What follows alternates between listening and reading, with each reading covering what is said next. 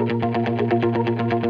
right, we've done a couple stories on this. There is a massive, massive drought in California right now. They are saying, scientists are saying, that we literally are a year away from having a full-on drought.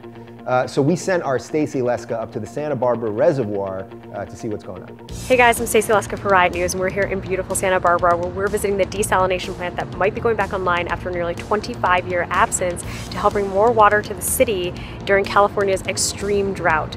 Make sure to check out our full report coming this Sunday for World Water Day, and go conserve water right now. All right, so we're going to link you guys to that report. There should be an annotation right around here, or it'll be in the description right below. Just a couple other points of information on this drought and how severe it is. So right now, if you take a 10-minute shower, that uses about 10 gallons of water.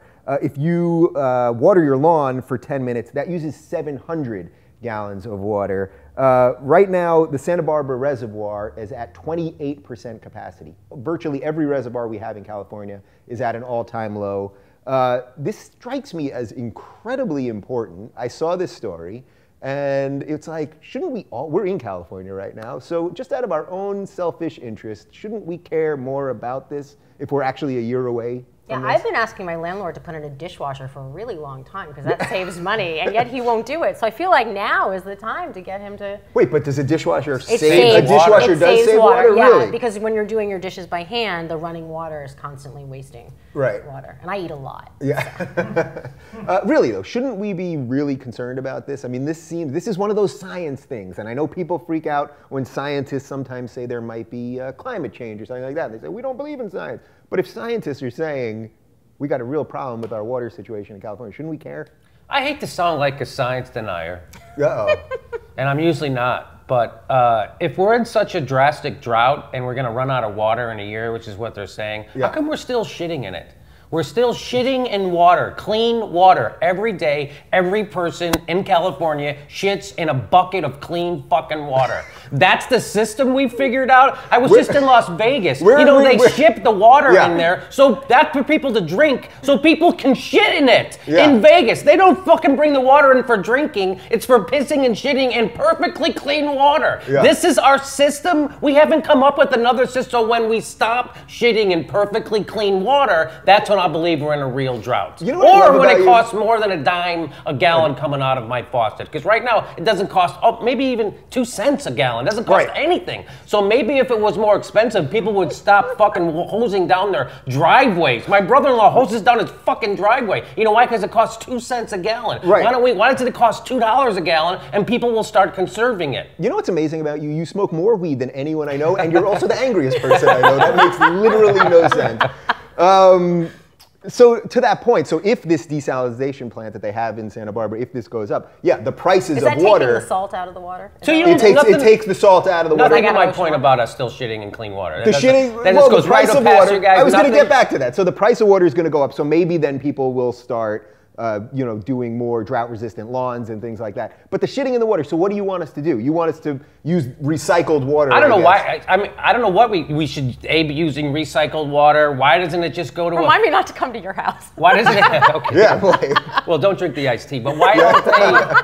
But why doesn't it go into a hole in my backyard? It's just me and my wife shitting in our house. There should be a hole that could go there. Because there's a sanitation issue with that. Yeah, but I'm saying we live in a first world country. Yeah, but my dog shits outside, and somehow it gets taken care of in the backyard. Why can't I? Who takes care of it? No, I mean it goes into the soil. Poop fairy takes care of it's called. Wait, you just leave your dog's shit if in it the shits lawn? in the back, here's just a spot in the backyard where he shits. Yeah. No, but if I walk him, I'll pick it up. But when he shits in the backyard, squirrels shit in my backyard, I don't pick it up. The raccoons shit in the backyard, I don't pick it up. What was the topic we were doing here? Were we doing something on shit or water? Right. So it doesn't make sense that you would take all the waste, human waste, mix it with perfectly clean water, gallons and gallons of clean water every time I go to the bathroom. It doesn't make any sense. Yeah. So is part of the try to get us back on topic here I'm going to go in a different direction with this. Go somewhere. I was dating a guy who was from the Central Valley, went out to go visit his family, did a jog around a reservoir, and it had a fair amount of water in it. And then towards the end of a relationship, about a year later, I went back, and there was virtually no water. And when you see something like that, you recognize where the difference is when there's a reservoir that's actually drying up over the course of a year, as my relationship did. But And the water is drying. It was a beautiful metaphor. Why doesn't it cost more money? Why no, supply and demand? Why doesn't it? I mean, if they want us to conserve, make it cost more. Well, I think what's happening is that, at least in California, is that the politicians that are running the state legislature up in Sacramento, they know that people refuse to pay more, and it's the way politics always work. They're always living for the day. Yeah. They're not living for what's going to happen next.